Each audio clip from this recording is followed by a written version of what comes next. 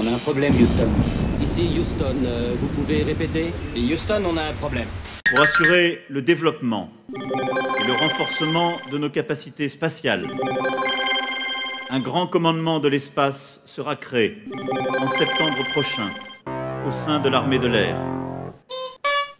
Celle-ci deviendra à terme l'armée de l'air et de l'espace.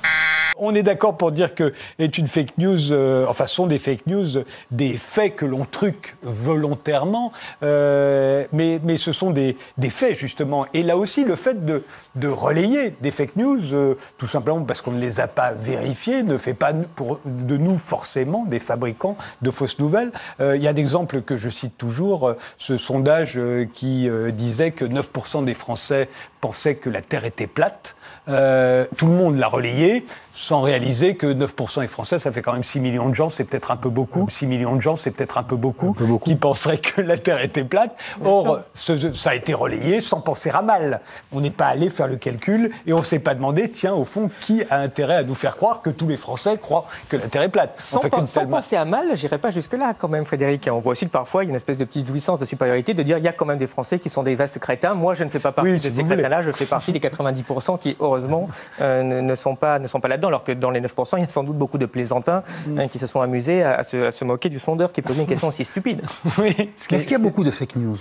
C'est la question que j'allais vous poser. C'est une expression qu'on utilise très souvent. Je te pose la question autrement. Est-ce que tu as un doute, toi, personnel, sur l'existence des chambres à gaz? Mais qu'est-ce que c'est que cette question-là? Oui, non, mais... C'est pas mon sujet, j'y connais rien, moi. D'accord, mais non, tu peux pas répondre j'y connais rien. Pourquoi je peux... Mais bien sûr que si. Alors, je vais te dire, oui, j'ai aucun doute. Voilà, j'ai aucun doute. Juste, j'y connais rien. Je te dis juste, je vais te dire, oui, j'ai aucun doute, parce que sinon, je suis un criminel de la pensée. Il y a un truc déconnant là, tu vois, parce qu'on demande aux gens, d'être sûrs, d'avoir une certitude sur un sujet qu'ils ne connaissent pas. C'est pas une opinion. Moi, je suis pour qu'ils s'expriment, mais tu peux pas. C'est pas que tu es un criminel, c'est que à ton niveau. Non, mais Étienne, à ton niveau de popularité, avec ce que tu fais, avec les procès en sorcellerie qu'on te fait. Tu peux me répondre ce que tu me réponds. On est en train de dialoguer. Mais c'est quand même dingue que tu dises que je trouve ça dingue que tu dises que tu ne sais pas et que tu n'as pas pris le temps de te renseigner depuis, de lire des... C'est absolument pas mon sujet. J'ai pas pris le temps du tout. J'ai pas pris le temps du tout de travailler le sujet. C'est ça qui t'est reproché. Sur les chambres à gaz, mais pas du tout. Mais non, mais on te dit le confusionnisme. On parler de ça. Mais si. On me reproche à moi de faire quoi? De douter des chambres à gaz. Mais non, de donner la parole, de dire que les négationnistes sont des... Comment dire? Que eux peuvent s'exprimer. Le confusionnisme, c'est ça, c'est ce qu'on te reproche. Donc à un moment donné, il faut que sur ces questions-là, il faut que tu sois d'une grande intransigeance et d'une grande clarté. Que je dise les chambres à gaz ont existé de façon tranchée, non ambiguë. Non mais je peux le dire si vous voulez, mais rendez-vous compte du truc. J'ai rien lu là-dessus. Vous parliez notamment du travail des historiens qui doit être fait, etc. Pour les chambres à gaz, c'est incontestable qu'il y a eu un travail historique qui a été fait, qui aujourd'hui fait que sans vous pencher sur... moi j'ai vu Nuit et brouillard quand j'étais au lycée, j'ai étudié l'histoire un tout petit peu pendant mes études et ensuite je me suis un tout petit peu renseigné. Je suis absolument pas un expert de la Shoah. J'ai regardé l'extermination des Juifs de France de William Carell qui a fait une série de documentaires qui était très intéressante. Mais je veux dire, je suis pas un expert. Non mais j'entends, mais si vous préférez, j'ai pas besoin d'avoir lu des ouvrages scientifiques pour vous dire que la Terre est ronde. On est d'accord? Oui. Ben voilà, j'ai pas besoin d'avoir lu 50 ouvrages scientifiques pour affirmer que des chambres à gaz existaient. Et c'est là-dessus que je trouve que vous n'êtes pas clair.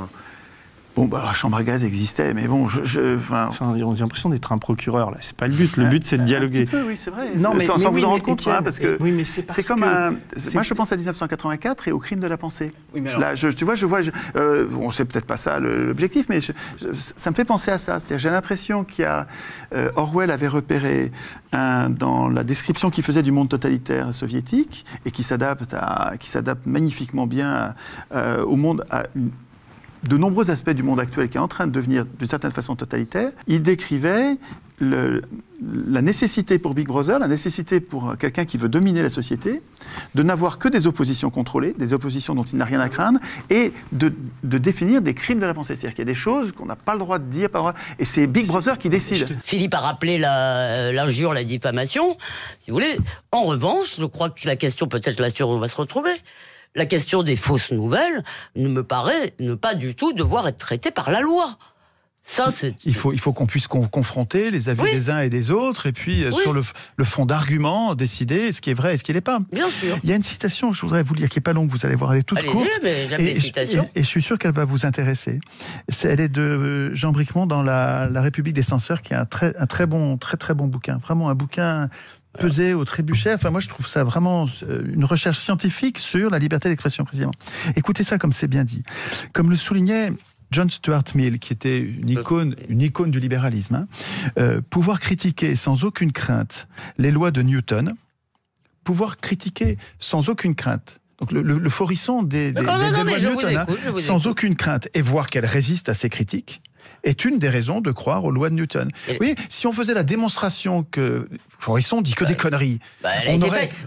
Comment ça, si on faisait... Non, attendez, là vous allez en plus vous prendre une ventrée d'accusations, alors je vais vous protéger. Vous êtes gentil, mais puisque vous dites que vous ne voulez pas parler, c'est qu'il n'y a pas de démonstration à faire, non? Non, la démonstration que Forisson dit n'importe quoi est faite.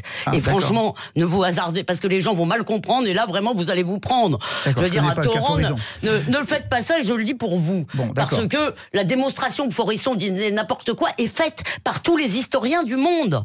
Alors oui, quand il y a tous les historiens du monde contre Monsieur Forisson, si vous voulez, il me semble que là... Oui, voilà. D'accord. Donc voilà, effectivement... Donc, en revanche, c'est très intéressant, votre exemple sur les lois de Newton. Si on poursuivait, la suite de la citation, c'est si on poursuivait devant les tribunaux tous ceux qui contestent la validité des lois de la physique, au lieu de les laisser contester, si on les attaquait devant les tribunaux, il n'y aurait plus aucune raison d'y croire. On se dirait, mais puisqu'on les attaque dans les tribunaux, on n'a pas eu la démonstration qu'on voulait. La même chose est vraie, a fortiori, pour la sociologie.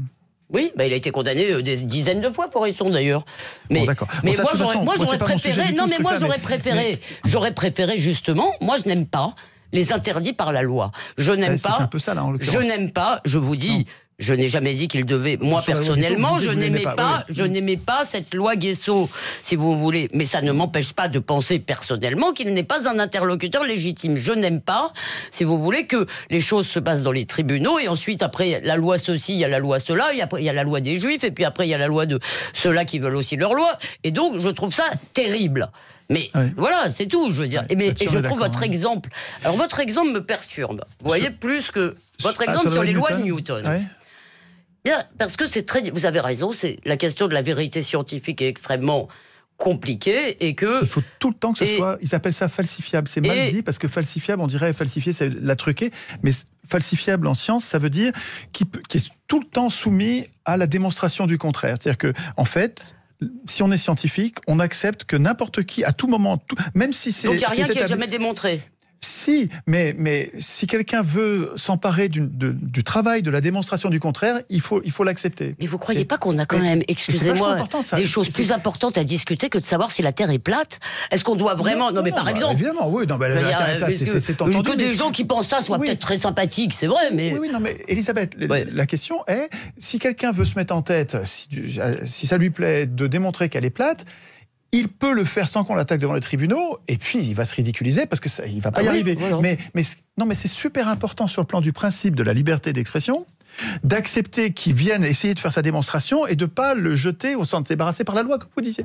On est d'accord? Oui, d'accord. Simplement, il y a des sujets qui méritent, me semble-t-il, discussion, et d'autres qui ont été tranchés. Voilà, tout simplement. On doit accepter aussi peut-être qu'à un moment, certains sujets, même si nous ne sommes pas des scientifiques, je ne pense pas qu'on va revenir sur la rotondité de la Terre. Donc... voilà, je veux dire, il me semble qu'on a beaucoup d'autres choses à discuter et que... Non, mais là en l'occurrence, si j'ai un problème avec BHL qui me traite d'antisémite, c'est parce que je suis, moi, si vous voulez, le cœur de mon travail, c'est de contester le gouvernement représentatif dont les institutions ont été écrites par les élus.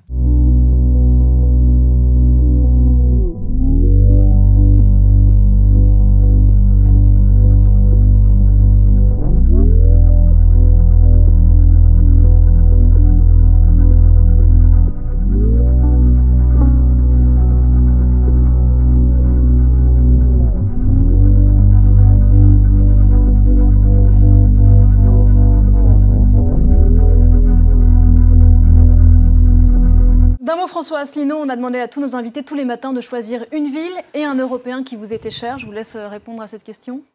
Alors l'Européen que j'ai choisi, c'est Galilée. Et pourquoi Galilée? Parce que Galilée est l'inventeur de l'esprit scientifique contre l'esprit de dogme. Il a découvert, au début du XVIIe siècle, notamment avec des lentilles astronomiques, eh bien que le dogme de l'Église catholique qui imposait de croire que la Terre était au centre du monde et que le Soleil tournait autour, eh bien que ce dogme était faux. Vous vous sentez comme Galilée aujourd'hui? Oui, parce que Galilée, vous savez, a été condamné. Il a été condamné par l'Église en 1633. Il n'a été réhabilité que récemment par Jean-Paul II.